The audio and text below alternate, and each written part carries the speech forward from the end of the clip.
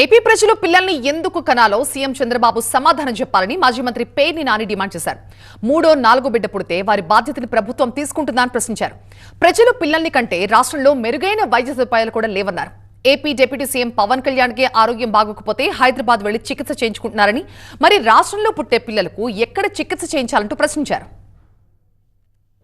నిజంగా జనాభా ఈ దేశానికి అవసరం. చంద్రబాబు నాయుడు గారిని అడుగుతున్నాను నేను. ఈ దేశానికి రాష్ట్రానికి జనాభా పెరుగుదల అవసరం. పిల్లల్ని కనాలి అందరూ. ఎందుకు కనాలి? కనటం వల్ల ఈ రాష్ట్రానికి ఉపయోగం ఏంటి? ఈ రాష్ట్రానికి కనటం వల్ల భవిష్యత్తులో తను ఏమి పునాది వేస్తున్నాడు, ఏం విత్తనం నాడుతున్నాడు, భవిష్యత్తులో వచ్చినటువంటి ఈ పిల్లలకి ఎలా ఉపయోగపడతాయి అని కన్విన్స్ చేయాలి కదా.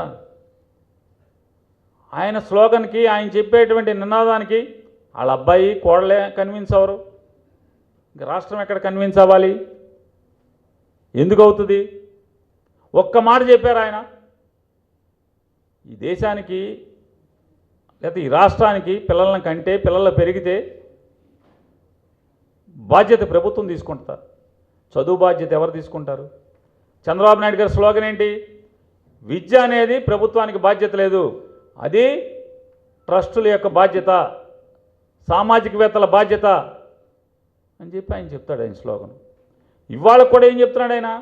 ఎవరి దగ్గర డబ్బు ఉంటే ఆడల్లా మీరు మీ నాన్న పేరు పెడతాం, మీ అమ్మ పేరు పెడతాం, డబ్బులు ఇవ్వండి, మీ పేరు పెడతాం, స్కూల్ని మీకు ఇచ్చేస్తామని చెప్తున్నాడు.